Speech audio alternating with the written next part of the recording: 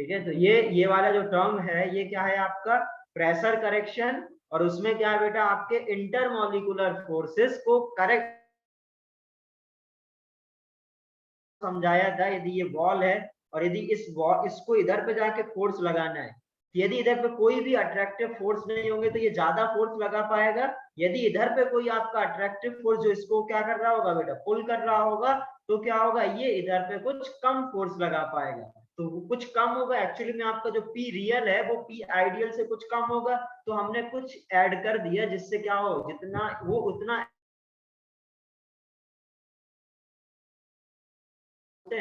Intermolecular attraction factor, ठीक है, जिसको हम लोग आईएमएफ फैक्टर भी बोलते हैं या अट्रैक्टिव फैक्टर भी बोलते हैं, अट्रैक्शन के लिए फैक्टर बोलते हैं। करेक्ट, ये बात समझ में आ गई। जो आपका नेक्स्ट है ये क्या था v माइनस एन बी, तो v माइनस एन बी में मैंने बताया था ये वाला जो टर्म है ये क्या है आपका correction in volume, correction in volume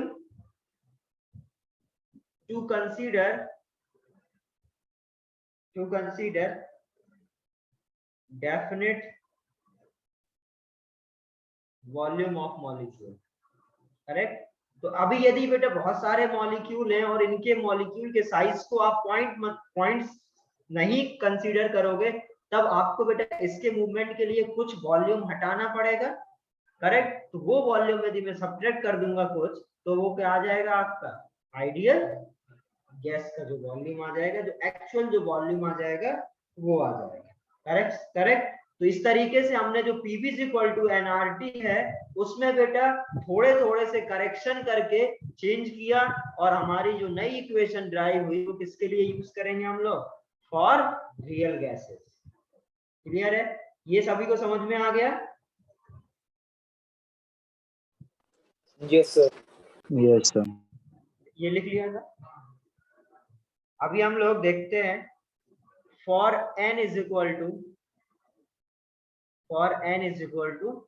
1, मतलब आपके बेटा जो नंबर ऑफ मोल्स हैं वो क्या है 1। यदि मैं ले लूं तो आपकी इक्वेशन कुछ इस तरीके से दिखेगी P plus a upon v square V minus v is equal to R T. Correct, इसको एक्चुअली में मैं क्या कर रहा हूँ थोड़ा सिंप्लीफाई करने की कोशिश कर रहा हूँ। ये देखो ये लिख लो, जिसने ये नहीं लिखा होगा नोट करो।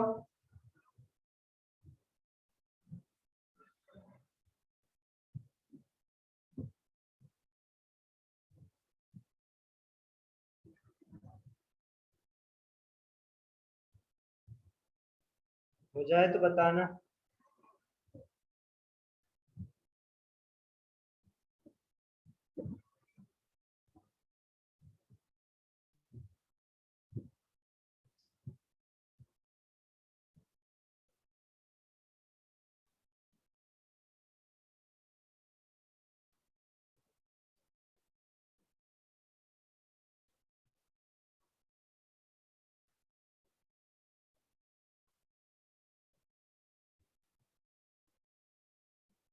डन अभी? Yes yes sir. ओके, तो ये बेटा P प्लस ये आ गया, आपने n की वैल्यू 1 डाला तो ये इक्वेशन आ गया। अभी हमें क्या करना है बेटा इसको थोड़ा सिंप्लीफाई करना है, तो इसका मल्टीप्लाई कर दो। यदि इसको सिंप्लीफाई करोगे तो ये क्या आ जाएगा PV माइनस PV, इस P का मल्टीप्लाई इससे किया ये आ जाएगा, प्लस इसका इसके साथ कराओगे V से V कैंसिल, तो ये क्या आ जाएगा A बाई V, और ये क्या आ जाएगा AB by V square is equal to R T. ठीक है, इसको हम लोग एक्चुअली में क्या कर रहे हैं थोड़ा सा सिंप्लीफाई वर्जन में लिखने की कोशिश कर रहे हैं। तो अब अभी देखोगे आपको पता है बेटा जो गैस का जो वॉल्यूम है वो बहुत कम होता है, और जो यदि वॉल्यूम बहुत कम है तो उसका स्क्वायर हम लोग करेंगे तो वो भी बहुत कम होगा।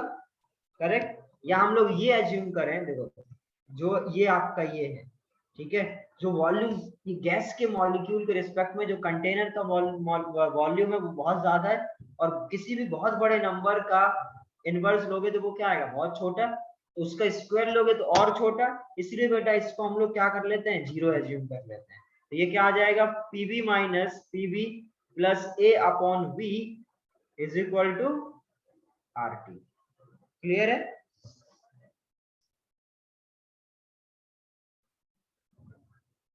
ये लिखा। अब ये काम करो, आप इसको पूरे में इसको आप RT से डिवाइड कर दो। क्या किया? RT से डिवाइड कर दिया जाए। इसको इधर भी RT से, इधर भी RT से, इधर भी RT से और इधर भी RT से। मतलब आपने क्या करा, जो आपकी इक्वेशन ड्राइव हुई थी, ठीक है, उसमें आपने क्या किया बेटा, RT से डिवाइड कर दिया। करेक्ट? RT से डिवाइड करोगे तो ये 1 हो जाएगा। ये क्या हो जाएगा? PV upon RT। ये हो जाएगा minus PV upon RT plus A upon VRT। Correct?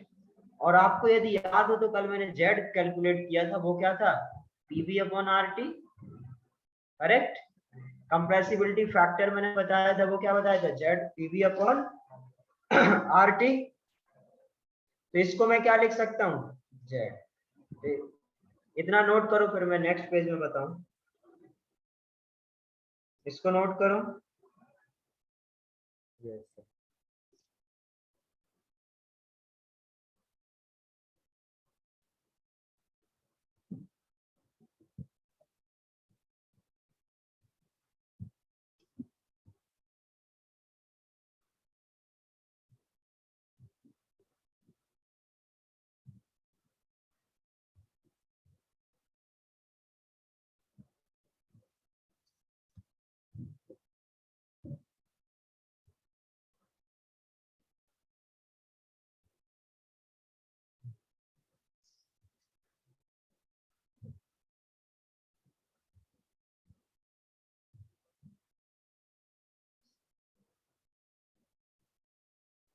Done. ये अभी इसको हम लोग क्या लिख सकते हैं बेटा,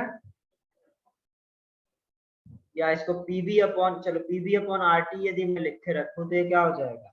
इस तरीके से लिखूंगा तो ये क्या हो जाएगा? 1 plus PV upon RT minus A upon VRT। Correct? इसको मैं इस तरफ लेके जाऊं।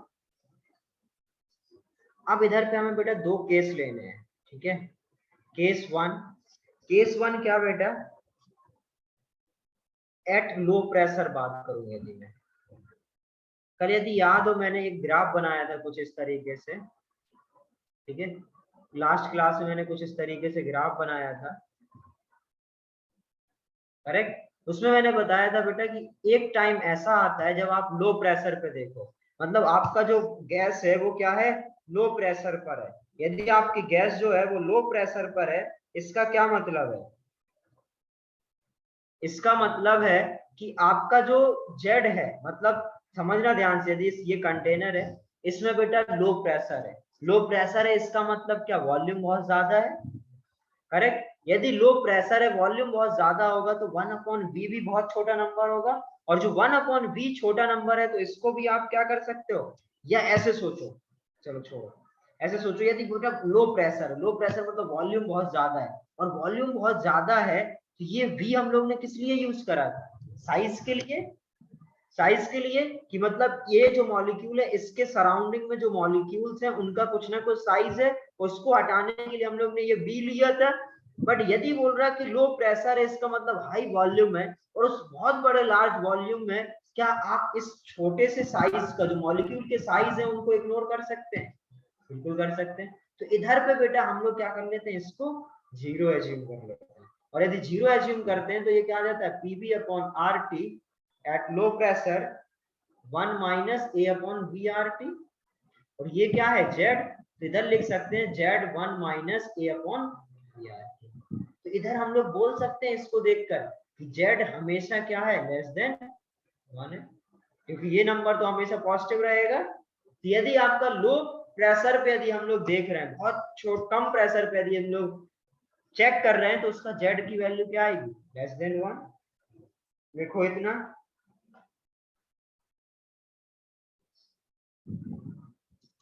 Sir, please explain again. चलो एक बार फिर से सुनो क्या किया मैंने इधर। ये इधर तक ये इक्वेशन समझ में आ गया था कि ये इक्वेशन कैसे ड्राइव हुआ?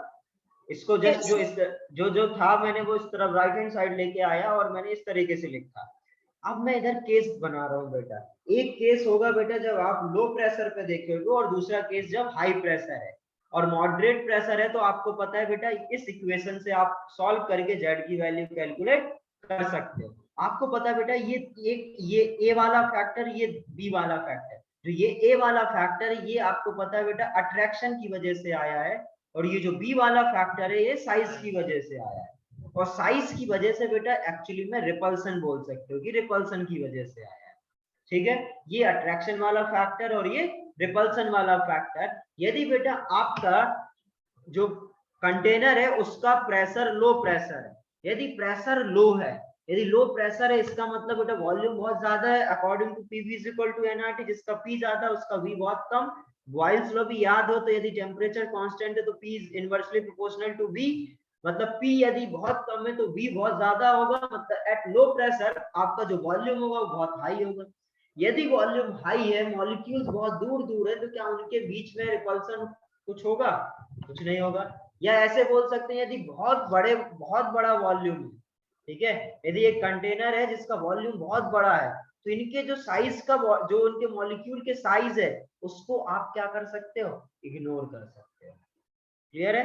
इसीलिए हम लोग क्या कर रहे हैं, इसके जो पीवी अपॉन आरटी इसके वी को हम लोग जीरो एज्यूम कर ले रहे हैं, जिससे ये इक्वेशन ड्राइव हो रहा है। और इससे हम लोग कंक्लूड कर सकते हैं पीवी अपॉन आरटी क्या होता है? जेड। तो ये क्या हो जाएगा? 1 अपॉन ए माइनस बी आर टी। और ये हमेशा पॉजिटिव नंबर है, तो 1 से हमेशा यदि कोई पॉजिटिव नंबर सब्ट्रैक्ट होगा तो हमेशा क्या आएगा?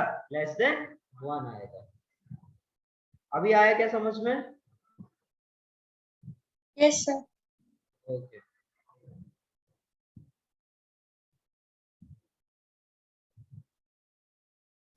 नोट कर लो ये जिसका ना हुआ हो।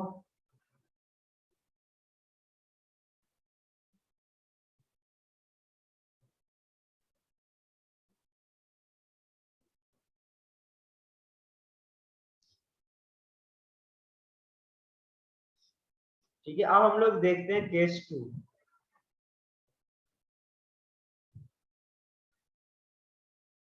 केस 2 की बात करें तो केस 2 में क्या होगा बेटा? केस 2 है एट हाई प्रेशर।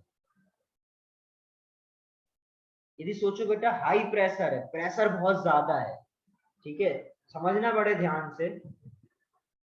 यदि इस कंटेनर में, ठीक है, इस कंटेनर में बहुत सारे मॉलिक्यूल्स हैं, ठीक है, यदि इस कंटेनर में बहुत सारे मॉलिक्यूल्स हैं तो ये मॉलिक्यूल बेटा जाके इस वॉल पर टकराएंगे और कुछ प्रेशर एक्सर्ट करेंगे। अब ऐसे ही सेम ये, बट ये बहुत सारे मॉलिक्यूल्स हैं और इसके अट्रैक्टिव कुछ ना कुछ अट्रैक्टिव फोर्स होगा, उसको हमें कंसीडर करना है क्योंकि हम लोग क्या पढ़ रहे हैं? रियल गैसेस पढ़ रहे हैं। बट यदि सोचो बेटा बहुत बड़ा, बहुत ज्यादा हाई प्रेशर है, यदि हाई प्रेशर है और इनके जो बेटा फोर्सेस होंगे, इनके मॉलिक्यूल के बीच में जो अट्रैक्टिव फोर्स होंगे बहुत कम होंगे। तो क्या इस हाई प्रेशर के सामने हम उस अट्रैक्टिव फोर्सेस को इग्नोर कर सकते हैं? मतलब हम ये एज्यूम कर लें कि ये जो ए है वो क्या है? जीरो है। मतलब उसकी वजह से जो a n square upon b square है वो क्या आ गया? जीरो। यदि वो जीरो आ गया तो इसका मतलब क्या है? ये इक्वेशन जो हम लोग अभी लिखे थे PV upon R T is equal to 1 minus या 1 plus PV upon R T plus sorry minus a upon b R T. अब ये वाला यदि नंबर क्या हो गया आपका? जीरो हो गया, क्योंकि आपको पता है हाई प्रेशर है और जो छोटा मोटा यदि इसके बीच में, मैंने ये नहीं बोल रहा हूँ कि ऑलमोस्ट ये कि एग्जैक्ट जीरो हो जाएगा। एग्जैक्ट जीरो हो जाएगा तो आइडियल गैस ही हो जाएगी, एग्जैक्ट जीरो बिल्कुल भी नहीं है। बट हम लोग इधर क्या बोल रहे हैं? ऑलमोस्ट जीरो है और ऑलमोस्ट जीरो से कुछ बहुत ज्यादा चेंज नहीं होगा, इसलिए हम लोग अपनी सुविधा के लिए इसको जीरो एज्यूम कर ले रहे हैं। और जो कैलकुलेट होके आएगा वो क्या आएगा? PV upon R T. Pressure आपका पॉजिटिव नंबर, बी आपका positive number, R positive number, T positive number, तो ये वैल्यू क्या होगी? पॉजिटिव होगी। और 1 में कोई पॉजिटिव वैल्यू कैलकुलेट ऐड करोगे तो ये क्या है? जेड। तो जेड हमेशा क्या होगा? तो सिंपल हम लोग ने दो चीज सीखा। यदि प्रेशर आपका लो है, ठीक है, यदि प्रेशर आपका लो है तो आपको क्या करना है? वॉल्यूम करेक्शन टर्म को जीरो एज्यूम कर लो, तो उधर क्या आ जाता है? जेड 1 से कम आ जाता है। और यदि प्रेशर बहुत ज्यादा है तो अट्रैक्टिव वाला जो कंसीडरेशन था, अट्रैक्टिव वाला जो फैक्टर था, मतलब जो ए था उसको 0 एज्यूम कर लो, तो जेड हमेशा क्या आ जाता है, ग्रेटर देन 1। ये इधर से कंफ्यूजन है।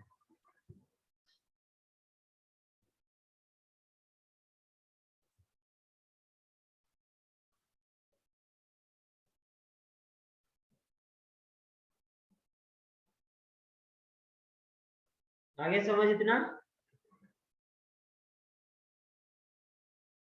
अब मैं आपसे बोलूं unit of a and unit of b क्या होंगे, क्या निकाल सकते हैं क्या unit of a and unit of b? जो ए के लिए क्या करना पड़ेगा, ए किस में आया था, a n square upon b square, correct. A हमने कहां पे ऐड, इसको ऐड करा था किससे, प्रेशर। यदि कोई दो चीजों को ऐड कर रहे हैं, इसका मतलब इसका जो यूनिट होगा वो किसके यूनिट के बराबर होगा, प्रेशर के। तभी दो नंबर ऐड होंगे जब उनके यूनिट सेम होंगे। तो ये प्रेशर, इसका पूरे का यूनिट आपको पता है प्रेशर है, तो इसका यूनिट, ए का यूनिट क्या आएगा, निकालो सभी लोग, ए का यूनिट निकालो सभी लोग।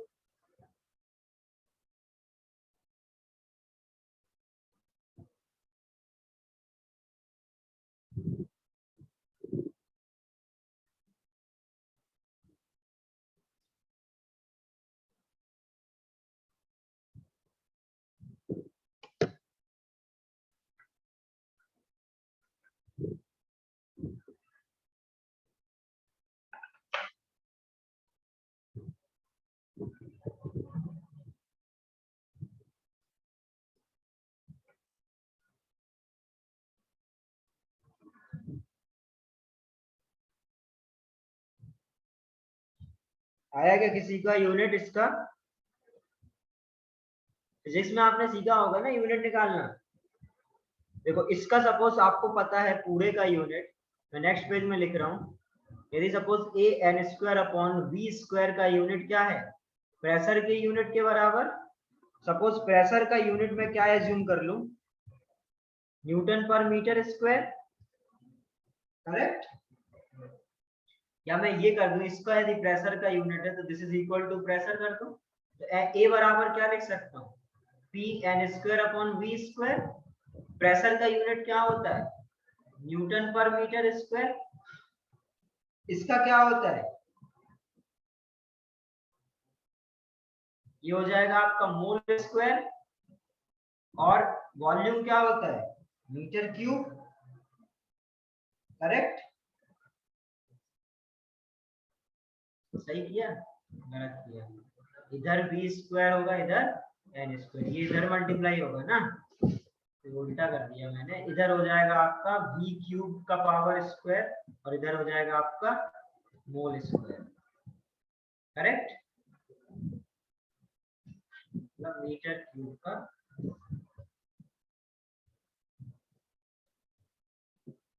आगे समझ इतना। इसका यूनिट क्या हो जाएगा, देखो ये तो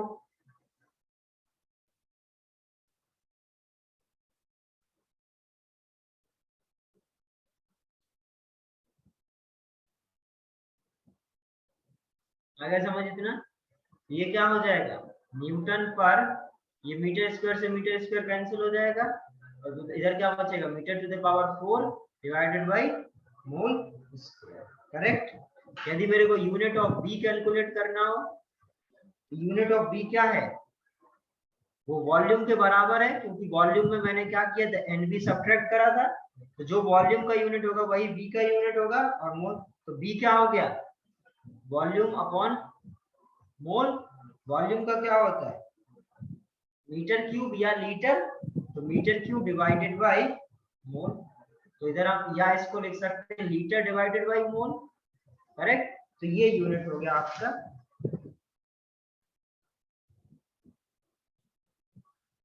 नोट करो इसको।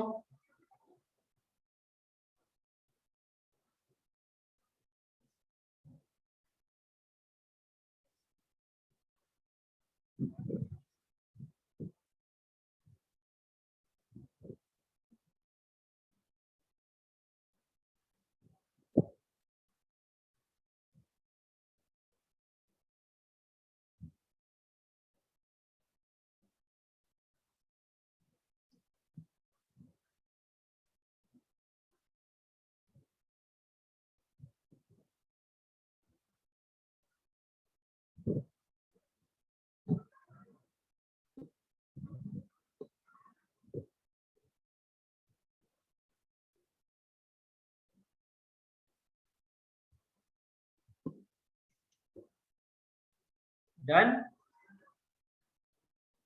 अभी देखते हैं जरा हम लोग, एक ग्राफ बना रहा हूं बेटा मैं,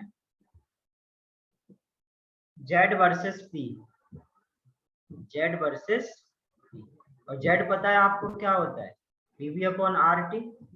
ठीक है, ये वो नंबर है जब जेड क्या है, मतलब कोई भी यदि आइडियल गैस है, आइडियल गैस के लिए मैं जेड वर्सेस पीवी बनाऊंगा तो क्या आएगा, जेड हमेशा 1 आएगा, ये 1 है। ये जो ग्राफ मैंने ड्रॉ करा है ये सीधी लाइन है, ठीक है, ये क्या हो गया बेटा आपका आइडियल गैस के लिए। अब यदि सपोज आपके पास कोई ऐसी गैस है जो कि क्या है, जो कि पोलर गैस है, पोलर नॉन पोलर आपको सिखाया है डाइपोल मोमेंट से निकालना,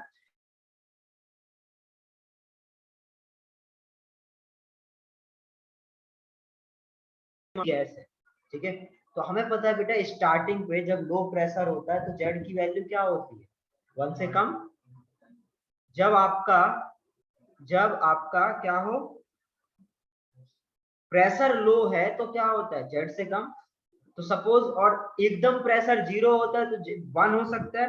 तो जो गैस, जो जेड का ग्राफ होगा वो इस तरीके से शुरू होगा, जैसे जैसे बेटा लो प्रेशर होगा वो आपका क्या होगा, जेड की वैल्यू और कम होगी, फिर क्योंकि प्रेशर बढ़ेगा तो वैल्यू कम होगी, फिर एक टाइम ऐसा आएगा जब प्रेशर बढ़ने लगेगा, और आपको पता है जैसे जैसे हाई प्रेशर होगा वैसे वैसे जेड की वैल्यू क्या आ जाएगी, 1 से ज्यादा। तो ये किसी एक और ग्राफ ऐसा कोई है जिसमें बेटा कभी जेड 0 हो ही नहीं रहा है, तो उसका ग्राफ कुछ ऐसे बन जाएगा, कुछ गैसेस ऐसी बनेंगी, करेक्ट, आए समझ में। तो सपोज ये जो ग्राफ है वो CO2 के लिए है, ये सपोज CH4 के लिए है, ये O2 के लिए, और ये H2। ये एक जनरल ग्राफ आपको बता रहा हूँ कि यदि मैं Z वर्सेस P ग्राफ बनाऊंगा किसी भी गैस के लिए, किसी भी टेम्परेचर के लिए, तो कुछ इस तरीके से आपका ग्राफ होगा, जिसमें स्टार्टिंग में उनका Z लेस देन 1 होगा और बाद में ग्रेटर देन Z1 होगा, और कुछ गैसेस जो आइडियल गैसेस होंगी जिसका Z1 होगा, और जो भी बेटा कुछ ऐसी भी गैसेस होंगी जिनका Z हमेशा क्या होगा, ग्रेटर देन 1। और हमें पता है बेटा ग्रेटर देन 1 कब आता है, जब उनका बहुत ज्यादा प्रेशर होता है। क्लियर है।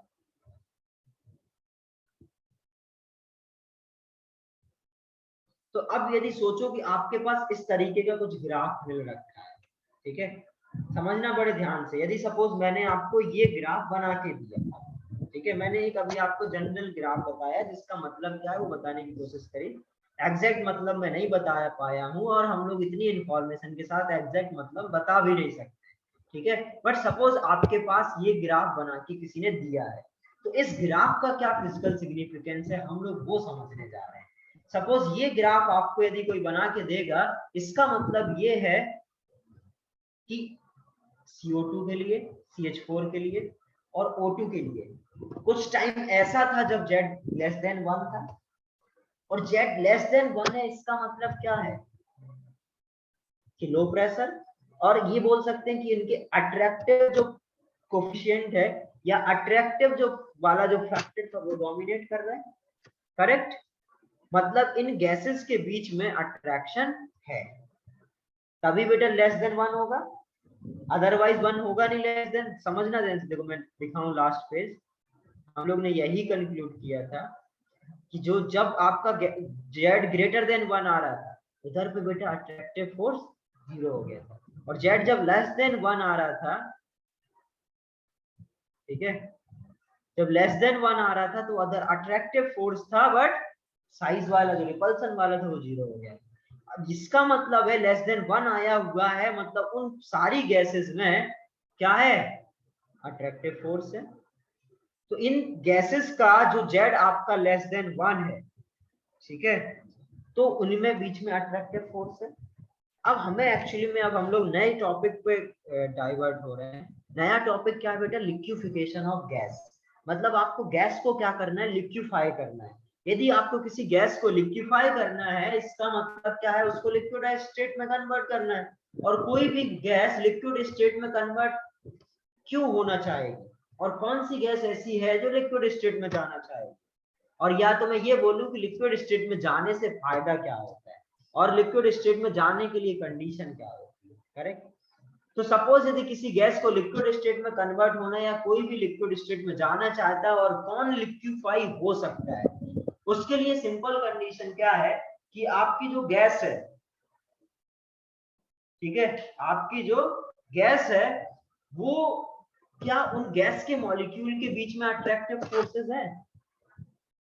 तो क्योंकि आपको क्या करना है बेटा, लिक्विड में कन्वर्ट करना है। इस कंटेनर की जो गैस फिल है इसको आपको बेटा लिक्विड बनाना है, और यदि आपको लिक्विड बनाना है इसका मतलब है लिक्विड की प्रॉपर्टीज होनी चाहिए।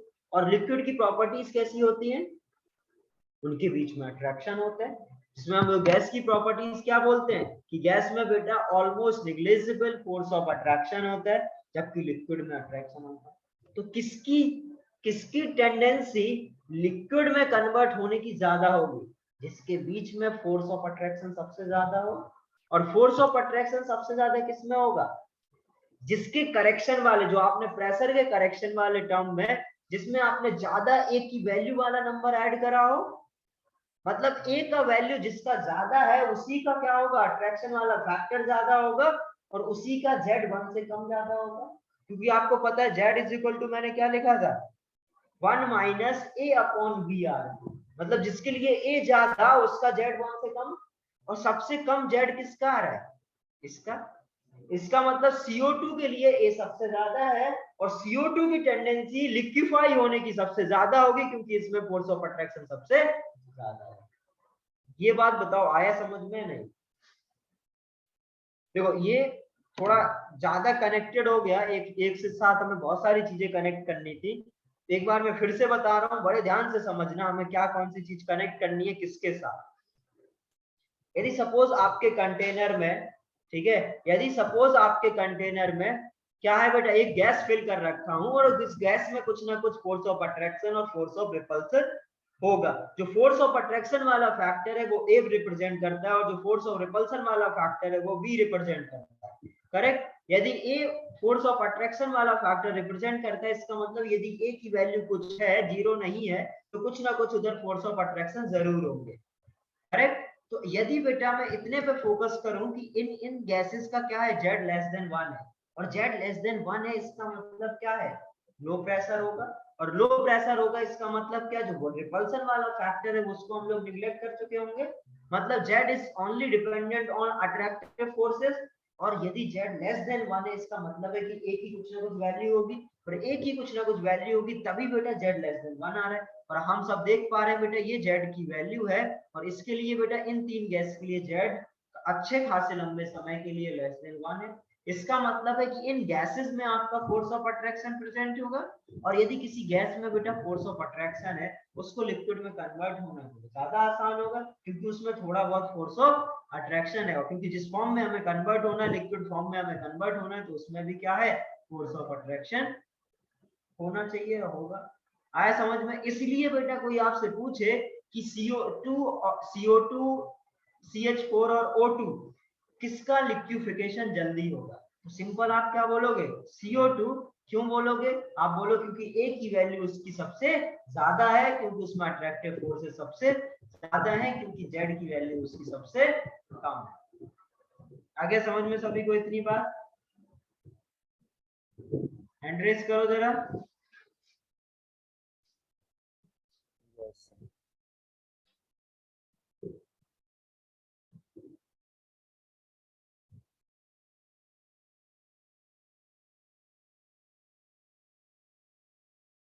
चलिए तो इसको मैं लिखा दे रहा हूँ।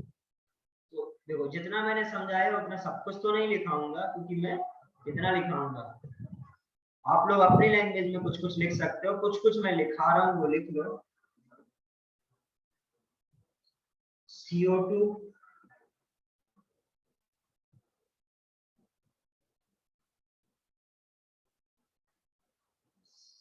can be liquefied.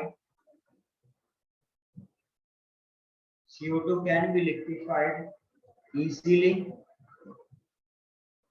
एंड अब इधर थोड़ा देखते हैं ध्यान, ये इतने से हमने क्या सीखा क्योंकि बेटा उसका जेड क्या था, लेस देन 1 है, इसका मतलब अट्रैक्शन नॉट इक्वल टू 0 है, इसलिए बेटा क्या है, उसका लिक्विफिकेशन बढ़ जाता है।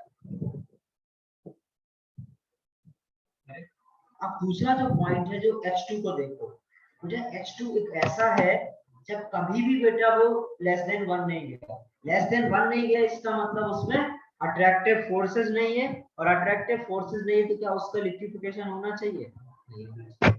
तो सिंपल बोल सकते हैं हम लोग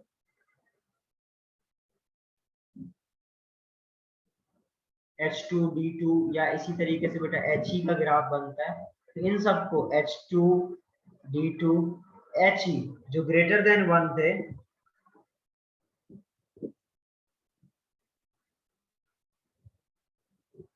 cannot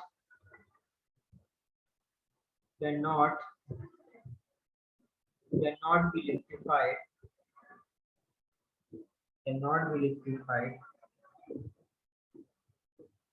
at very high pressure.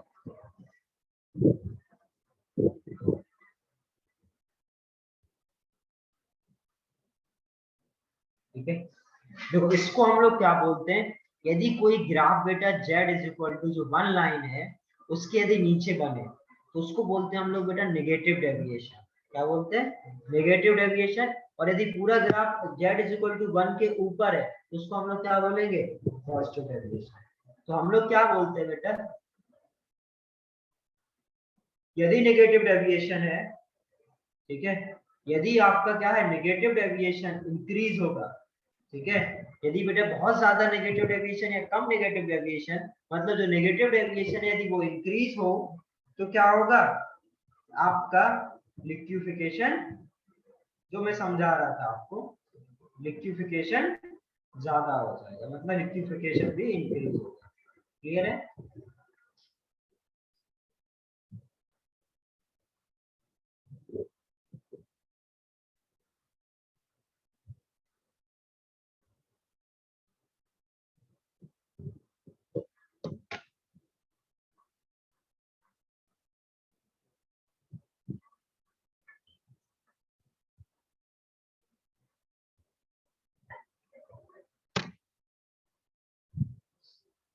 Done, ये लिख लिया सभी ने?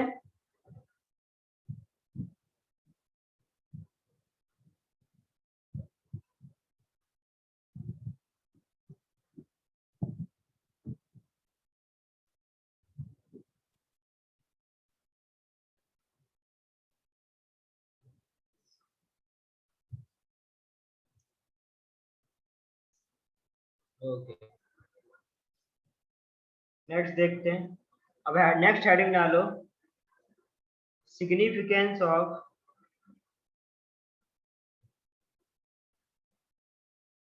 Please show previous slide.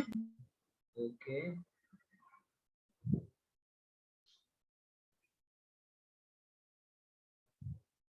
Done, sir. ये ग्राफ वगैरह सभी को ड्रॉ करने हैं, ठीक है।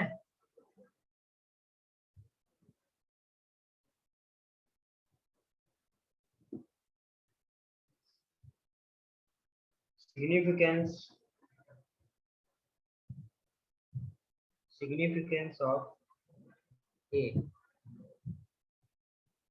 ठीक है। तो सिंपल हम लोग क्या बोल सकते हैं बेटा, ए जो है वो डिपेंड करेगा, ए उतना ज्यादा होगा जितना उसके बीच में इंटरमॉलिक्यूलर फोर्सेस होंगे, करेक्ट। जितना ज्यादा बेटा इंटरमॉलिक्यूलर फोर्सेस होंगे उतना प्रेशर को कम करेगा, और उतना कम प्रेशर को करेगा तो उतना ज्यादा ए के फैक्टर को हमें क्या करना पड़ेगा, ऐड करना पड़ेगा, जिससे वो प्रेशर किसके बराबर हो जाए, आइडियल गैस के बराबर हो जाए।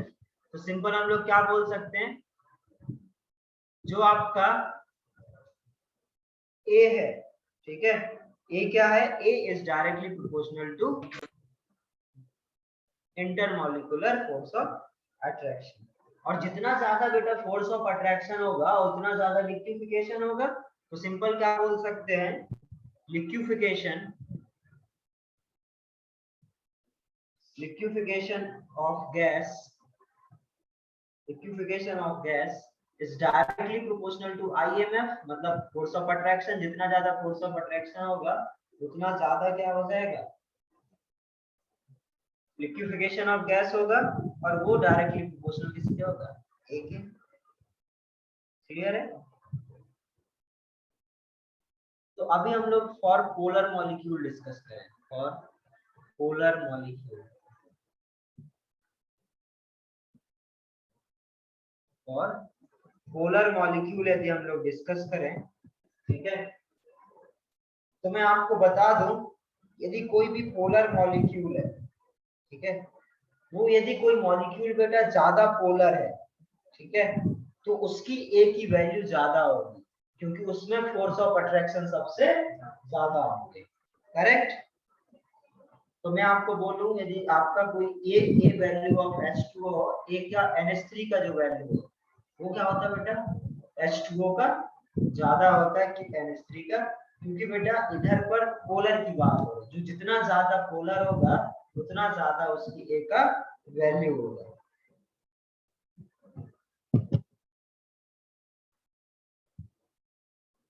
ठीक है, यदि मैं आपसे बोलूं कि ए ऑफ अमोनिया और ए ऑफ CH4 किसका बेटा ज्यादा होगा,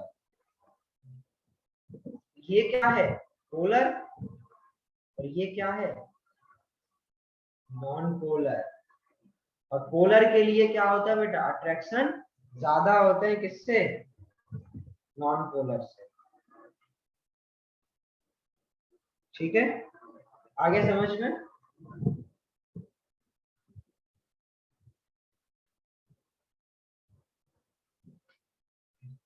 क्लियर है ये बात? और ये आपका ये हो गया। तो सिंपल हम लोग क्या याद रखेंगे बेटा, जो पोलर होगा उसमें फोर्स ऑफ अट्रैक्शन ज्यादा होंगे और उसका लिक्विफिकेशन करना हमें ज्यादा इजी होगा as compare to non polar. Clear है? सिंपल इधर लिख लो, पोलर ज्यादा होगा नॉन पोलर से वैल्यू ऑफ ए। और देखो ये जो वैल्यू ऑफ ए है बेटा, ये एक्सपेरिमेंटल है, हम लोग किसी भी फॉर्मूले से कैलकुलेट नहीं कर सकते। हाँ, कैलकुलेट कर सकते हैं, यदि हमें कुछ बहुत सारी इंफॉर्मेशन मिल जाए तो हम लोग कैलकुलेट कर सकते हैं। बाकी हमें क्या मिलेगा बेटा, ए की वैल्यू मिलेगी। यदि कोई ए की वैल्यू आपको दे दे, सपोज आपको जो H2 है उसकी वैल्यू, ए की वैल्यू को 100 दे दिया, और अमोनिया उसकी कुछ वैल्यू आपको 90 दे दिया, तो आप ए की वैल्यू देख के बता सकते हो कि इसका लिक्विफिकेशन जल्दी होगा। ठीक है, लिक्विफिकेशन फास्ट होगा। नेक्स्ट हेडिंग डालो, फॉर नॉन पोलर मॉलिक्यूल। ये तो हम लोग डिस्कशन करें बेटा पोलर और नॉन पोलर के बीच में। यदि पोलर मॉलिक्यूल होगा तो उसमें फोर्स ऑफ अट्रैक्शन ज्यादा होंगे। ठीक है,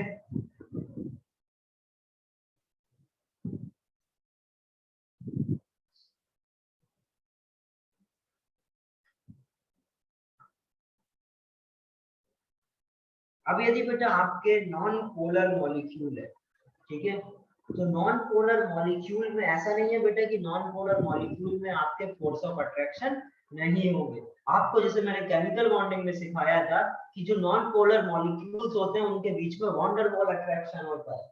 जहां पर बेटा आयंस नहीं होते वहां पर इंड्यूस्ड आयन होते हैं।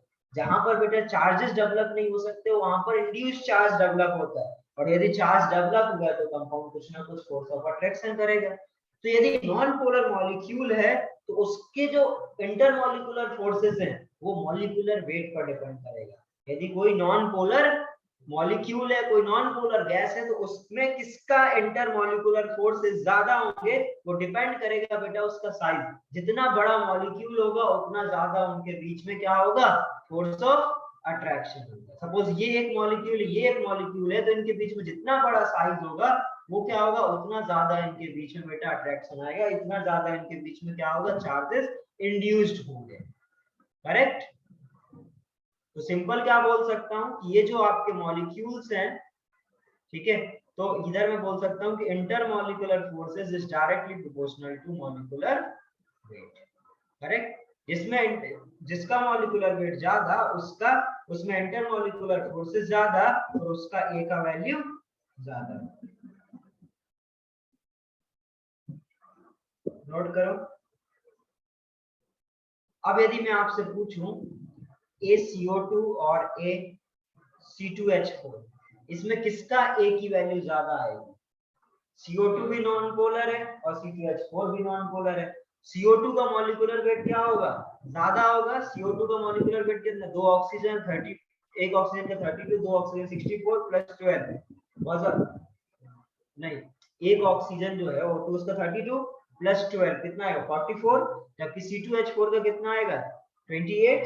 तो मॉलिक्यूलर वेट CO2 का ज्यादा है, तो सिंपल हम बोल सकते हैं कि A की वैल्यू किसकी ज्यादा होगी? बोल सकते हैं मॉलिक्यूलर वेट इसका 44 होता है, इसका 28 होता है, इसकी वजह से इसकी A की वैल्यू ज्यादा है। आसान है एकदम करना, बस ये ध्यान देना ये दोनों आपके नॉन पोलर हैं या नहीं। यदि कोई इनमें से पोलर है तो चाहे कितना ही मॉलिक्यूलर वेट कम क्यों ना हो, उसी का फोर्स ऑफ अट्रैक्शन ज्यादा होंगे। यदि मॉलिक्यूल आपके दोनों कैसे हैं? नॉन पोलर है, तब आपको ये करना है।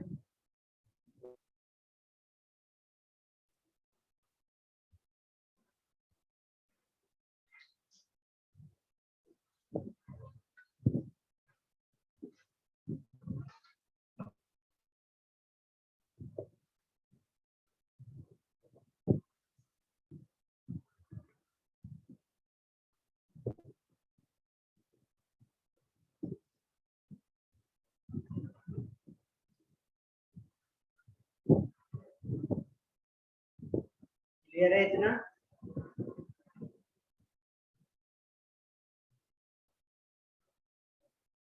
अब आते हैं हम लोग significance of Z। Next heading डालो सिग्निफिकेंस ऑफ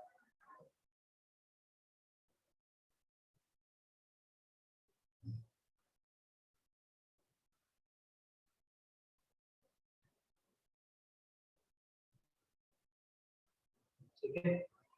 तो B क्या होता है? एक्चुअली में जो B फैक्टर आया था वो साइज की वजह से आया था, तो हम लोग क्या बोल सकते हैं? B is directly proportional to size of molecule, correct. जो आपका NB है वो एक्चुअली में क्या है, या सिंपल ये बोल सकते हैं जितना ज्यादा साइज होगा उतना ज्यादा B की वैल्यू होगी, करेक्ट, और उतना कम एक्चुअली में आपका रियल वॉल्यूम बचेगा, करेक्ट। जितना ज्यादा आपका साइज मॉलिक्यूल बड़ा होगा उतना ज्यादा V की वैल्यू होगी और उतना कम आपका एक्चुअली में रियल वॉल्यूम बचेगा, वॉल्यूम इंक्रीज करेगा। सिंपल है। तो आप क्या करो, साइज का मॉलिक्यूल देखो और B के बारे में कमेंट करो। नोट कर लिया ये? अभी हम लोग ये क्वेश्चन करते हैं।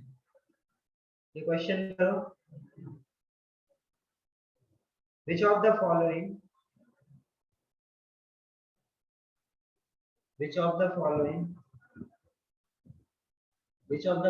gas can be liquefied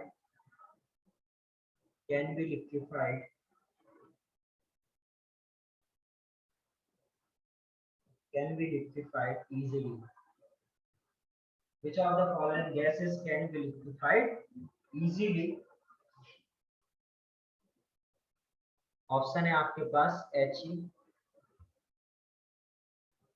N2, third option है आपके पास CH4 और फोर्थ ऑप्शन है आपके पास Cl2।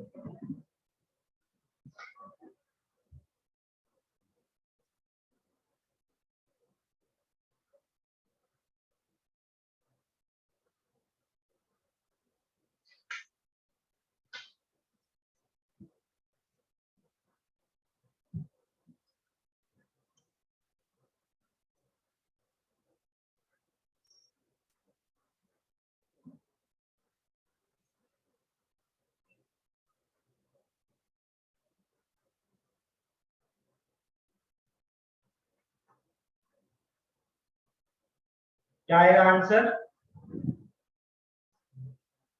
ये देखो, ये सारे के सारे मॉलिक्यूल कैसे हैं? नॉन पोलर है। सारे मॉलिक्यूल कैसे हैं बेटा आपके? नॉन पोलर है। यदि आपके ये नॉन पोलर मॉलिक्यूल, देख ही रहे हो बेटा ये तो सेम ही है, इलेक्ट्रोनेगेटिव डिफरेंस 0, ये इसका डाइपोल मूवमेंट 0 आता है, यदि आप सभी को याद हो तो। मैंने बोला था यदि आपके 4 वेक्टर सेम एंगल से यदि निकल रहे हैं, उनका बॉन्ड मूवमेंट सेम है, तो क्या होगा, उनका जो रिजल्टेंट है वो 0, तो इसका 0, और ये तो इलेक्ट्रोनेगेटिव डिफरेंस ही 0 है, तो 0। तो ये सारे मॉलिक्यूल कैसे हैं आपके, नॉन पोलर है। यदि मॉलिक्यूल नॉन पोलर है तो उसके लिए मैंने क्या समझाया था, intermolecular forces is directly proportional to molecular weight. Molecular weight इन सब में सबसे ज्यादा किसका होगा, इसका 71, इसका 16, इसका 28 और इसका, सबसे ज्यादा मॉलिक्यूलर वेट इसका है, तो क्या लिक्विफिकेशन इजीली किसका होगा, इसका मॉलिक्यूलर वेट सबसे ज्यादा है।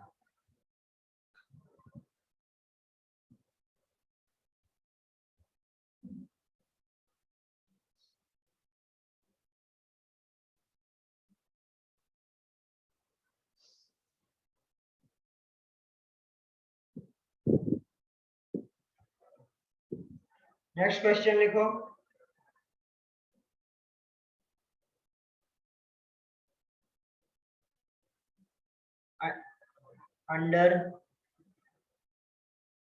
under which of the following under which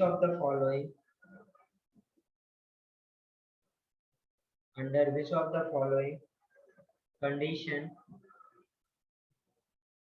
gas shown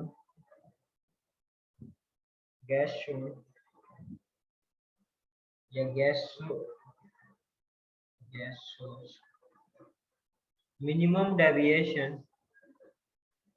समझाया था क्या था, नेगेटिव डेविएशन मतलब ज्यादा नीचे गया फ्रॉम आइडियल गैस, मतलब किसमें बेटा, आइडियल गैस के रिस्पेक्ट में सबसे कम डेविएशन हुआ है, ठीक है।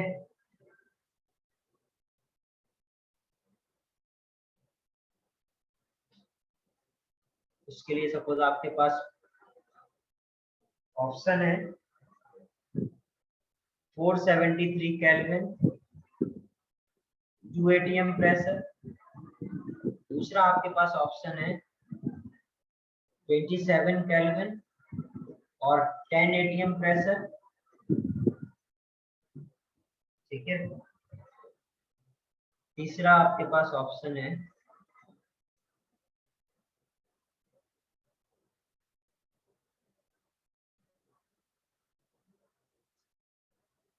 573 केल्विन और 2 atm प्रेशर, और आपके पास लास्ट ऑप्शन है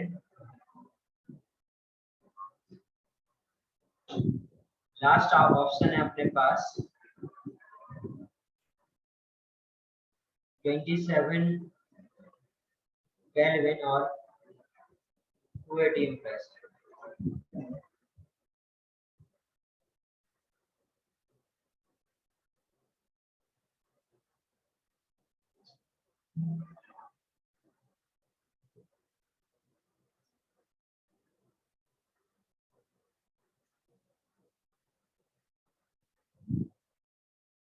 तो इन सारे ऑप्शन में आप देखोगे तो आपके जो प्रेशर है वो क्या है, सेम है, करेक्ट। इसमें सबसे ज्यादा प्रेशर है।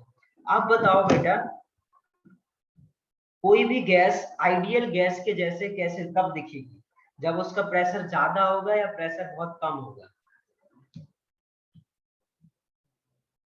एट लो प्रेशर, या तो लो प्रेशर हो या हाई प्रेशर हो, तब क्या हो सकता है बेटा, उसकी गैस आइडियल गैस की तरह बिहेव कर सकती है। तो इसमें आपसे पूछा गया बेटा ऐसा कौन सा कॉम्बिनेशन होगा टेम्परेचर और प्रेशर का जिससे आप बता सको कि आपका मिनिमम डेविएशन है किससे, आइडियल गैस से। इसका मतलब क्या है बेटा, जेड आपका 1 आना चाहिए, करेक्ट। तो जेड 1 आए इसके लिए हमें क्या देखना पड़ेगा, या जेड 1 के पास आए तो जस्ट जेड निकाल लो, PV upon RT, correct. PV upon RT से आप क्या कर सकते हो, v को आप सेम मान लेना। इन दोनों का रेशियो देखो, जिसके लिए रेशियो क्या आ जाएगा, मिनिमम आ जाएगा, उसमें वो क्या हो जाएगा, उसका डेविएशन मिनिमम हो जाएगा। करेक्ट। तो सिंपल यदि मैं आपको बताऊं, z क्या होता है, pv अपॉन RT। v सभी के लिए सेम एज्यूम कर लेता हूं, तो p जिसका क्या हो, ज्यादा हो, और टेम्परेचर उसका भी सबसे ज्यादा हो। क्यों? क्योंकि ये फैक्टर सबसे ज्यादा होगा। अच्छा, इसको कम करेगा, तो ये फैक्टर आपका क्या होना चाहिए, मिनिमम, और ये फैक्टर क्या होना चाहिए आपका, मैक्सिमम। करेक्ट। उसके लिए ये उस केस में तो ये सबसे ज्यादा आ जाएगा ना। आपको क्या निकालना है, मिनिमम। तो मिनिमम के लिए बेटा ये आपका क्या होना चाहिए, मिनिमम, और ये क्या होना चाहिए, मैक्सिमम। तो अब ये मिनिमम किसमें है, इन तीन में। करेक्ट।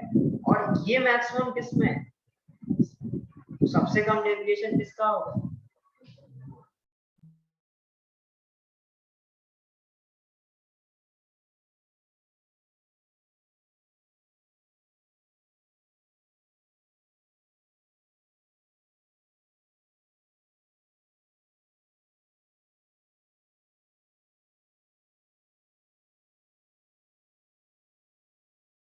आया क्या ये क्वेश्चन समझ में, कैसे करेंगे हम लोग।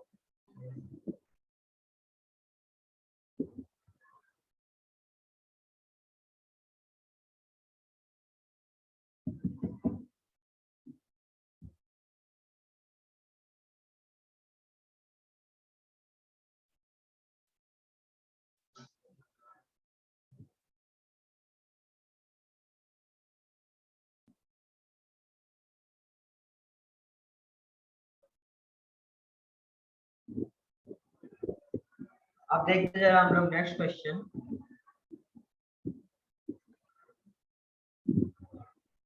नेक्स्ट क्वेश्चन है, which of the following which of the following which of the following terms represent present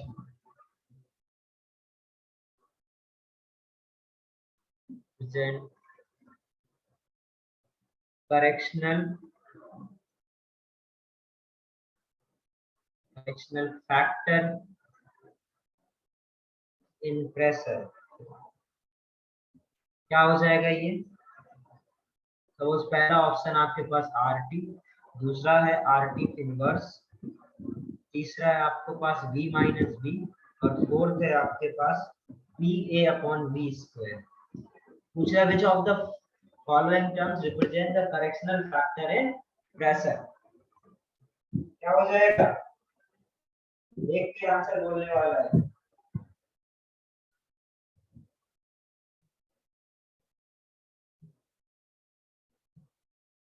बोलो जरा इसका आंसर। ऑप्शन 4 या 1, क्या ऑप्शन क्या होगा, 4। मैंने प्रेशर को जो करेक्ट करके यही तो लिखा था, n square a upon v square. n की वैल्यू इधर 1 है, तो क्या b upon a, b plus a upon v square. इसी को तो मैंने बेटा आइडियल गैस की जगह रख दिया था। तो ये वाला भी तो फैक्टर है जो आपका क्या है, प्रेशर करेक्शन है। ये वाला क्या है, वॉल्यूम करेक्शन है। ये कुछ आगे समझ में।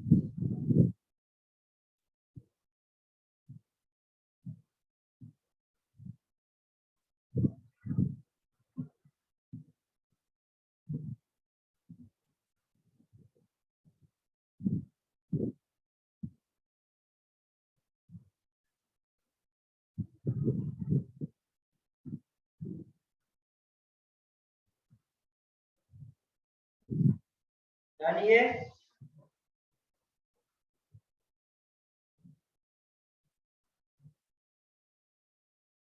अब हम लोग देखते हैं जरा। अभी तक हम लोग जो बात कर रहे थे, ए और बी की हेल्प से हम लोग ने लिक्विफिकेशन के बारे में बहुत सारी बात करी। ठीक है, अब हम लोग देखते हैं बेटा लिक्विफिकेशन एक्चुअली ना होता कैसे है। ठीक है, हेडिंग डालो liquefaction of gases. Liquefaction of gases. ठीक है, यदि बेटा मेरे को किसी भी गैस को लिक्विफाई करना है तो मेरे को क्या क्या करना चाहिए? यदि किसी भी गैस को मेरे को यदि लिक्विफाई करना है तो मेरे को क्या क्या करना चाहिए? क्या चेंज करना चाहिए? प्रेशर, वॉल्यूम, टेम्परेचर, किस तरीके से चेंज करना चाहिए? सोचो जरा।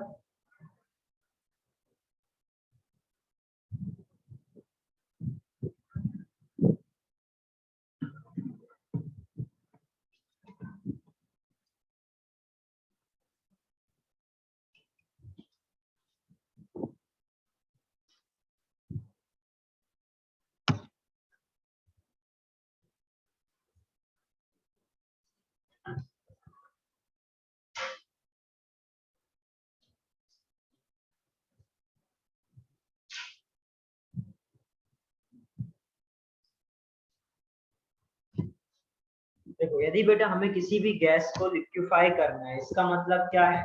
हमें कूल करना पड़ेगा उसको, मतलब हमें प्रेशराइज करना पड़ेगा। सोचो, यदि बेटा समझना ध्यान से, एक कंटेनर में गैस फिल हो रखी है और एक कंटेनर में लिक्विड फिल कर रखा है, इन दोनों में डिफरेंस क्या है?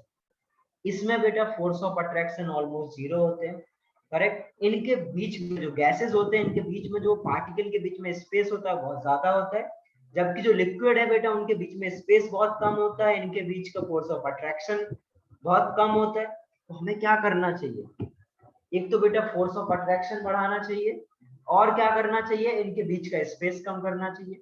अभी इनको यदि मेरे को स्पेस करना है, कम करना है, तो मेरे को क्या करना पड़ेगा? प्रेशराइज करना पड़ेगा। यदि आप क्या करोगे? प्रेशराइज करोगे तो क्या होगा? गैसेस आपकी जो पार्टिकल्स होंगे वो पास पास होंगे, कंप्रेस करोगे तो पार्टिकल पास पास आएंगे, उनके बीच में अट्रैक्शन बढ़ेगा और वो कंपाउंड आपका क्या हो जाएगा? लिक्विफाई हो जाएगा। तो सिंपल आप क्या बोल सकते हो? आप प्रेशर और टेम्परेचर को चेंज करोगे तो आपका क्या होगा? गैस लिक्विफाई हो सकती है। या आप सिंपल ये बोल सकते हो, कूल करूंगा तो क्या होगा? कंडेंसेशन। जैसे आपने सुना होगा, कूल करने पे क्या कंडेंसेशन होता है, और जो आपकी वाटर वेपर्स होती है वो लिक्विड में कन्वर्ट हो जाती है। तो आप सिंपल क्या बोल सकते हो कि टेम्परेचर को मैं यदि कम करूं तो क्या होगा? आपका लिक्विफिकेशन होगा, करेक्ट। तो वही सिंपल सिंपल कॉन्सेप्ट को हम लोग यूज करके अभी कुछ चीजें हम लोग ड्राइव करेंगे। जैसे सपोज यदि मैं एक ग्राफ बनाने की कोशिश कर रहा हूँ, तुम लोग के सिलेबस में नहीं है बट इस ग्राफ वगैरह, ठीक है, बट मैं ग्राफ के थ्रू समझाऊंगा तो तुम लोग को समझ में थोड़ा जल्दी आ जाएगा। ठीक है, सपोज बेटा एक गैस है, ठीक है, मैं ये ग्राफ बना रहा हूँ P वर्सेस V, ठीक है, प्रेशर वर्सेस वॉल्यूम। ये एक साइंटिस्ट थे, उन्होंने अपने एक थ्योरम दिया था, उसके बेसिस पर ये ग्राफ है, बट वो सब आपके सिलेबस में है नहीं, तो मैं जस्ट सिंपल आपको क्या बता रहा हूँ। ठीक है,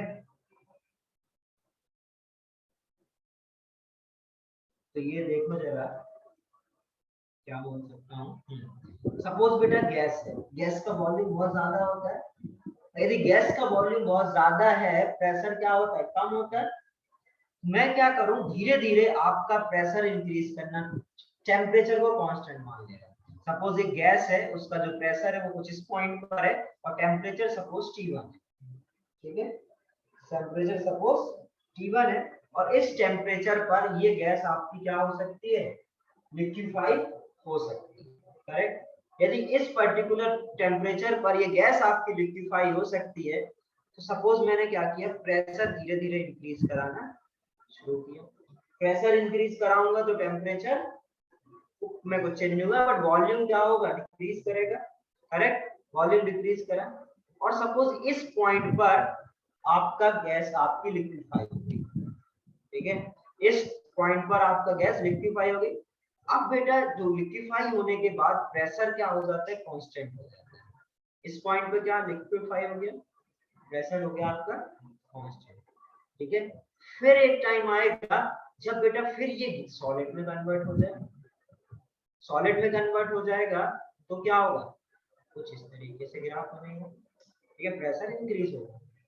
फिर यही गैस के लिए मैं सपोज यदि उस गैस का जो टेम्परेचर था वो T2 था, अब T2 था मतलब टेम्परेचर थोड़ा हमने बढ़ा दिया, टेम्परेचर आपने यदि थोड़ा बढ़ा दिया, इसका क्या मतलब है? इसका मतलब है आपको अब ज्यादा प्रेशर लगाना पड़ेगा, ज्यादा प्रेशर लगाना पड़ेगा।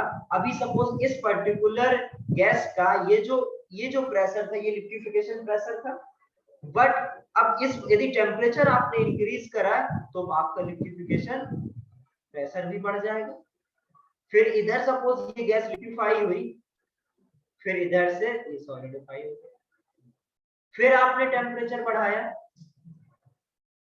टेम्परेचर बढ़ाओगे तो T3 हो गया, तो सपोज और आगे जाएगा, फिर ये और इसके बाद फिर और टेम्परेचर बढ़ाओगे, फिर लिक्विफिकेशन टेम्परेचर बढ़ेगा। और एक टाइम ऐसा आएगा, ठीक है, एक टाइम ऐसा आएगा, ये मैं क्या कर रहा हूँ, ये जो सारे पॉइंट है उनसे जाता हुआ ये ग्राफ ड्रॉ कर रहा हूँ, ठीक है। ये इसका एक्चुअली में थोड़ा सा फिजिकल सिग्निफिकेंस है। अब ये टाइम बेटा ऐसा आएगा जब इससे क्या हो जाएगा, ऊपर चला जाएगा ये, मतलब अब आपका और इससे यदि टेम्परेचर हुआ तो आपका अब लिक्विफाई नहीं होगा, अब आपका लिक्विफाई नहीं हो रहा है। एक्चुअली मैं थोड़ा सा मैं क्या कर रहा हूँ, इसको नीचे से ड्रॉ कर रहा हूँ, इससे मैं ऐसे कुछ ग्राफ बना पाऊँ जिससे ये लिक्विफाई ही नहीं हुआ, ठीक है। मतलब जो कांस्टेंट वाला जो टाइम था वो आया ही नहीं। इसका मतलब क्या बेटा कि इतना ज्यादा टेम्परेचर आपने हाई कर दिया कि अब प्रेशर से काम चलने वाला नहीं।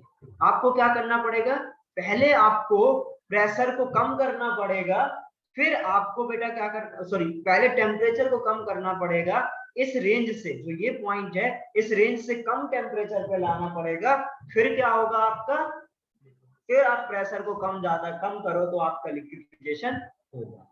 इसका मतलब क्या है कि एक वो फिक्स टेम्परेचर जिसके बाद लिक्विफिकेशन हो ही नहीं सकता, उस पर्टिकुलर टेम्परेचर को हम लोग क्या बोलते हैं बेटा, क्रिटिकल टेम्परेचर। यदि उससे कम टेम्परेचर है तो आपको टेम्परेचर चेंज करने की जरूरत नहीं है, सिंपल प्रेशर चेंज करोगे तो लिक्विफिकेशन हो जाएगा। यदि उस क्रिटिकल टेम्परेचर से ज्यादा टेम्परेचर है तो आपको पहले टेम्परेचर को कम करना पड़ेगा, देन आपका लिक्विफिकेशन होगा। ये बात समझ में आ गई सभी को? बोलो बेटा, ये आया क्या समझ में ये? Yes sir. क्लियर है? तो ये आपके एक्चुअली में सिलेबस में नहीं है, बट फिर भी आप इसके बारे में समझ में आना चाहिए, क्योंकि ये आपको समझ में आएगा तो आपको थोड़ा फील आने लगेगा एक्चुअली में आपका जो क्रिटिकल प्रेशर टेम्परेचर वॉल्यूम है ये है क्या। अभी क्योंकि हम लोग नेक्स्ट जो पढ़ने वाले हैं वो क्रिटिकल टेम्परेचर प्रेशर, यही सारा कुछ पढ़ने वाले हैं, ठीक है। तो हमने अभी क्या सीखा कि यदि बेटा आपने धीरे धीरे टेम्परेचर इंक्रीज करा तो एक टाइम ऐसा आएगा कि इतना ज्यादा टेम्परेचर हो जाएगा कि फिर वो लिक्विफाई ही नहीं होगा, क्योंकि टेम्परेचर बढ़ने से काइनेटिक एनर्जी बढ़ती है, काइनेटिक एनर्जी से बढ़ती बेटा गैस में कन्वर्ट होने की टेंडेंसी ज्यादा बढ़ती है, मॉलिक्यूल ज्यादा दूर दूर आते हैं, करेक्ट। तो इस तरीके से बेटा कुछ जो ग्राफ बना, तो अब हम लोग इधर क्या लिख सकते हैं, लिक्विफिकेशन ऑफ गैस में जितना ज्यादा बेटा हाई प्रेशर होगा, हाई प्रेशर और टेम्परेचर क्या होना चाहिए, लो। टेम्परेचर कैसा होना चाहिए, लो। यदि टेम्परेचर आपका हाई हो गया तो फिर लिक्विफिकेशन नहीं होगा। High pressure, low temperature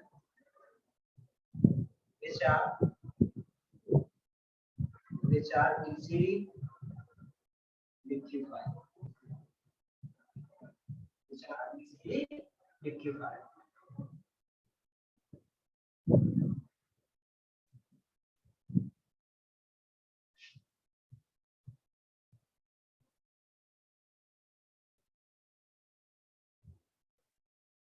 next class से इसमें नया चैप्टर शुरू करें होगा, ठीक है, तो कोई भी क्लास मिस मत करो।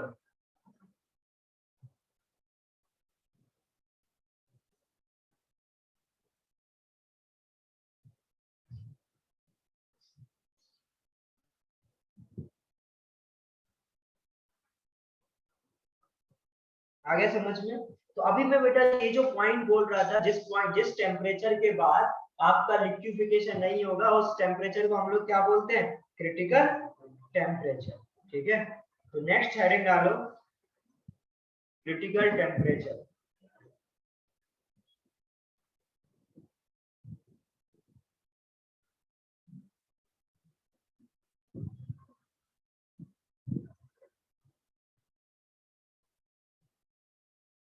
क्रिटिकल टेम्परेचर, तो आप सबको पता चल गया क्रिटिकल टेम्परेचर का डेफिनेशन क्या होगा? द मिनिमम, लिखो जरा, द मिनिमम टेम्परेचर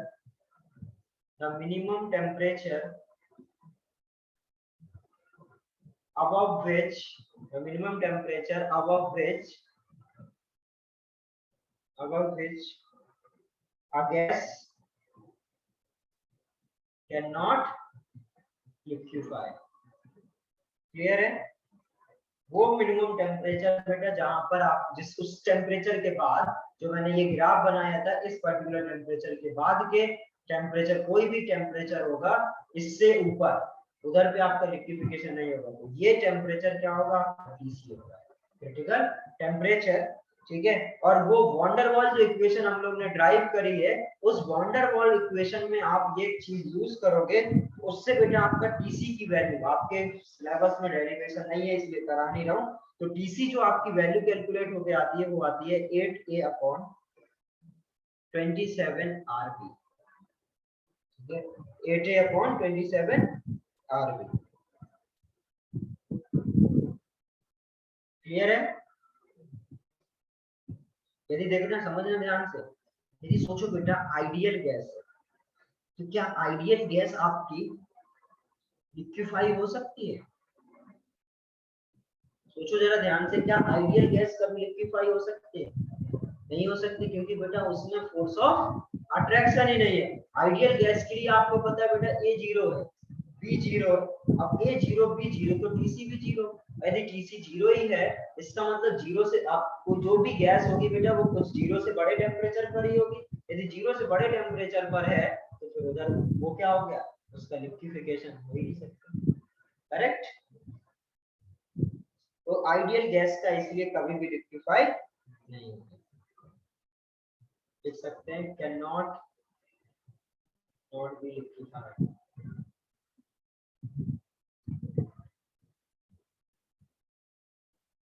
अब क्या नेक्स्ट हेडिंग डालो क्रिटिकल प्रेशर।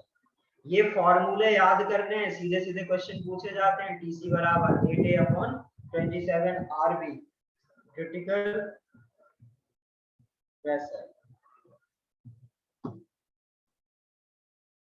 ठीक है, क्या हो जाएगा? TC.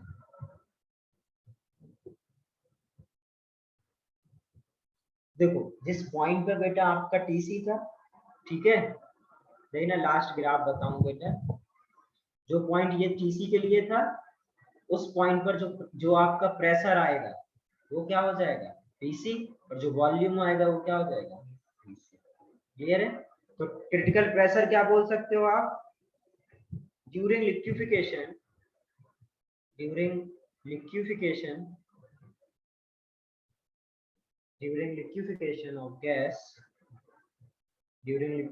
of gas, pressure at TC is called, I समझे, pressure at TC is called critical pressure। और ये क्रिटिकल प्रेशर का फॉर्मूला क्या आएगा? PC is equal to A upon 27B square। यदि आपके पास A और B की वैल्यू पता है तो आप प्रेशर कैलकुलेट कर सकते हैं।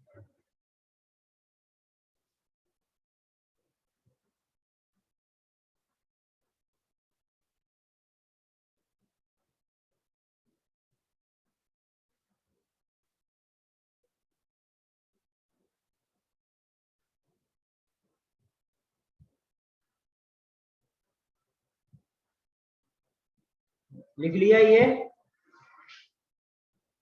PC is equal to A upon 27B square।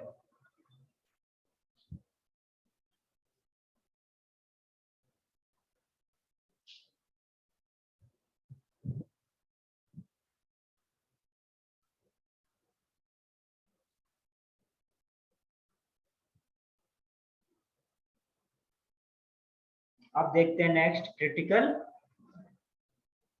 Volume.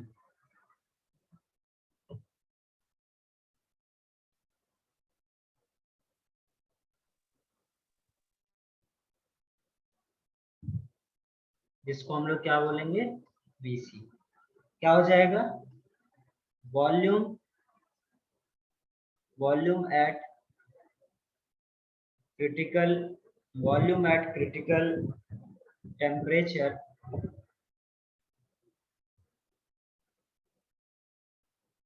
is called critical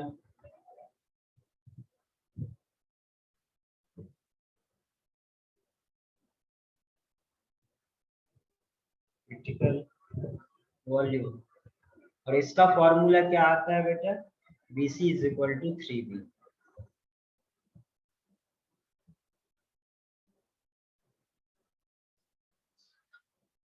तो यदि मैं बात करूं कंडीशन फॉर लिक्विफिकेशन, आपको मैंने जो स्टार्टिंग में सबसे पहले समझाया था तो वही कंडीशन थी। कंडीशन क्या बोलोगे, लिक्विफिकेशन कब होगा, जब आपका टेम्परेचर, लिक्विफिकेशन जो आपका क्रिटिकल टेम्परेचर है उससे कम होगा, मतलब T is less than TC तो हो जाएगा। और प्रेशर हमेशा बड़ा होना चाहिए किससे, क्रिटिकल टेम्परेचर से, करेक्ट, क्योंकि उस क्रिटिकल टेम्परेचर से जो बड़ा प्रेशर होगा उस पे क्या हो जाएगा, आपका लिक्विफिकेशन हो जाएगा। तो Z यदि हम लोग Z निकालें, PC upon VC divided by RTC, ये कैलकुलेट करो बेटा। Z की सारी जो वैल्यूज मैंने तीनों वैल्यूज बताए उनको पुट करो और Z की वैल्यू कैलकुलेट करो कितनी आ रही। सभी लोग क्या करो बेटा, PC VC R और TC की वैल्यू पुट करो और कैलकुलेट करो Z कितना आएगा।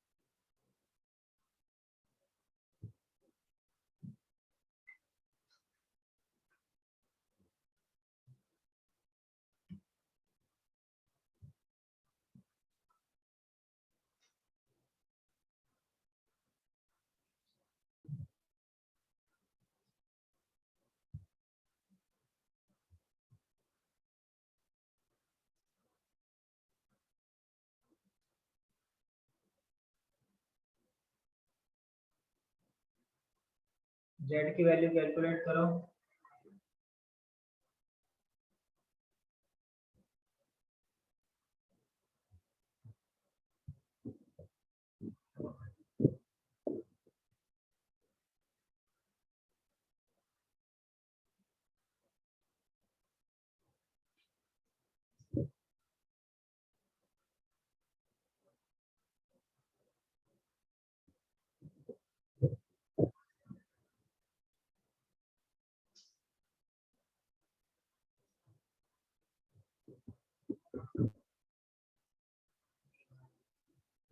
आया क्या 3/8, करेक्ट।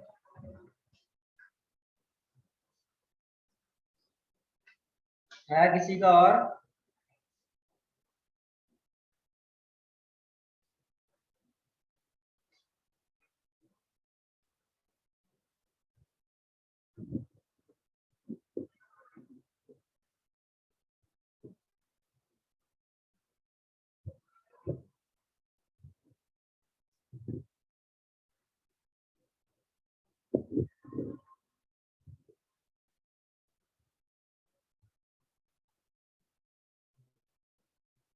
देखो जरा क्या होगा। PC की वैल्यू डालो, PC की वैल्यू क्या है, A/27 V²। VC की वैल्यू क्या है 3V। R और TC की वैल्यू क्या है 8A/27 V KB। ठीक है, ये क्या हो जाएगा आपका,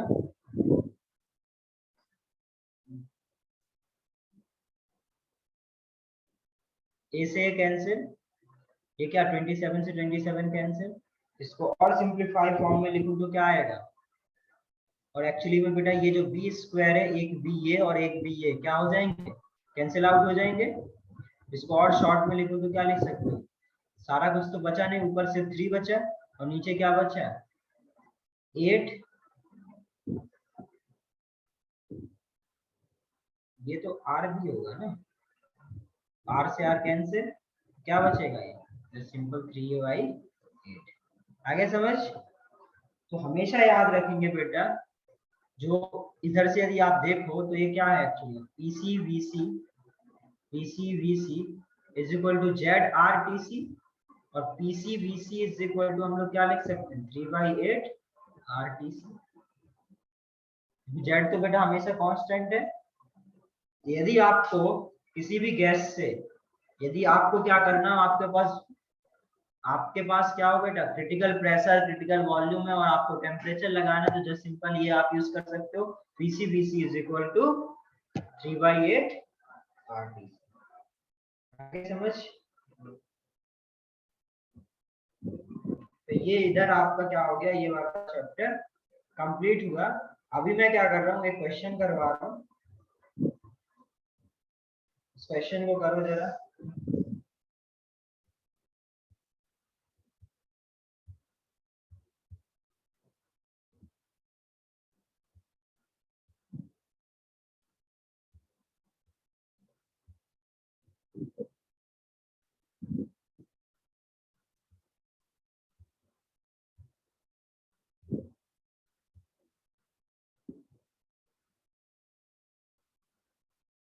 देखो जरा question, the van der Waal constant, van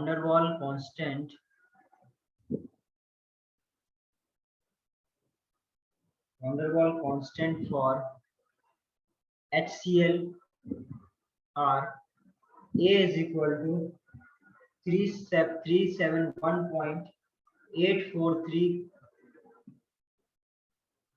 Kelvin Pascal decimetre cube, ठीक है, डेसीमीटर क्यूब मोल इनवर्स,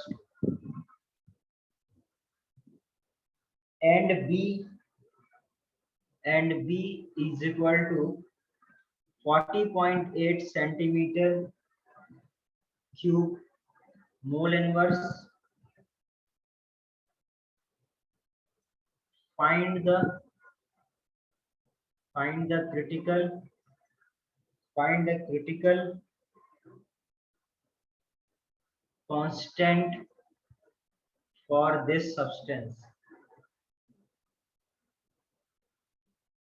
तो सब आपको पता है बेटा, ए की वैल्यू पता है, बी की वैल्यू पता है, तो आप पीसी, टीसी और बीसी कैलकुलेट कर सकते हो। आपको तीनों के फॉर्मूला पता है जो कि ए और बी पर डिपेंडेंट है। तो ये सभी लोग क्या करो, ये पीसी, बीसी, टीसी को कैलकुलेट करो।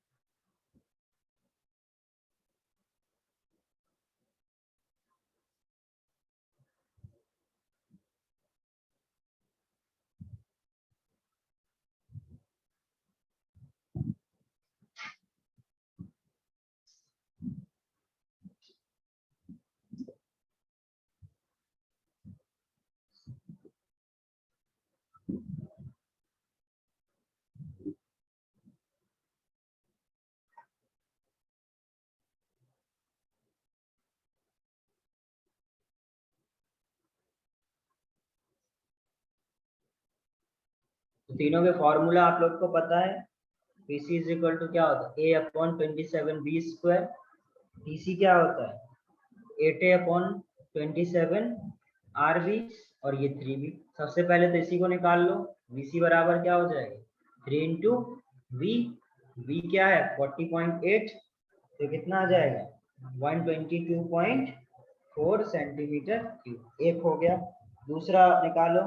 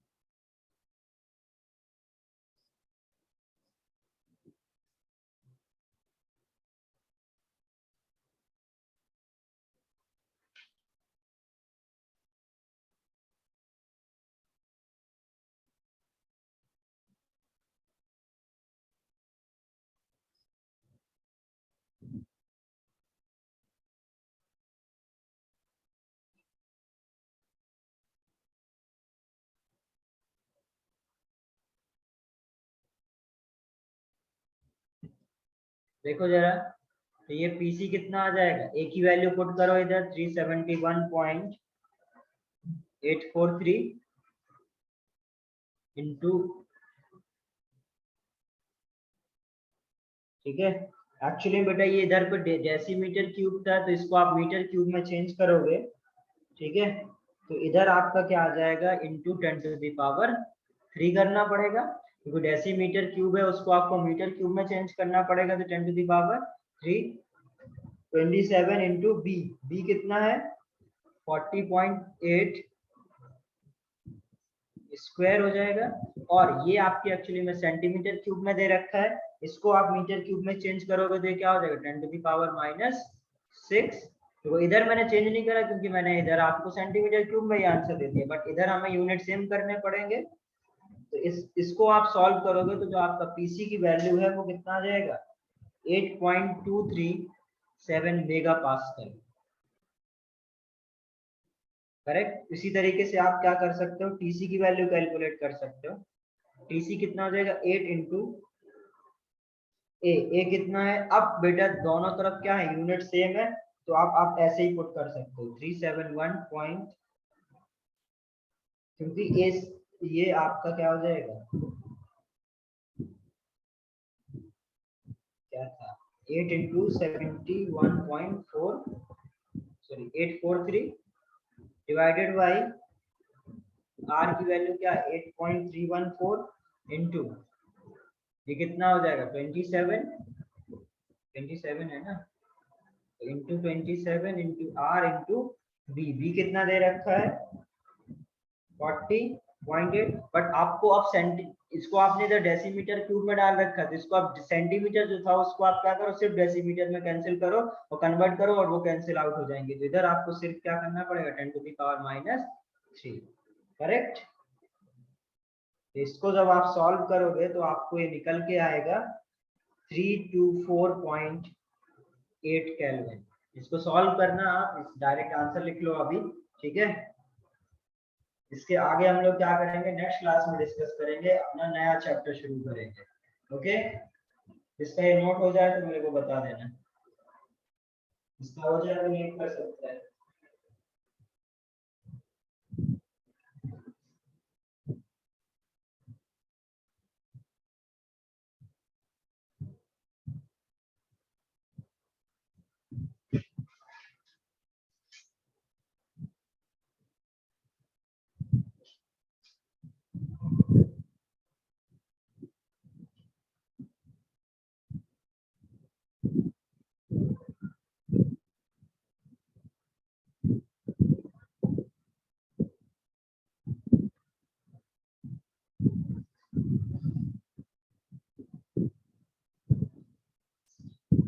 चलिए बाय, थैंक यू।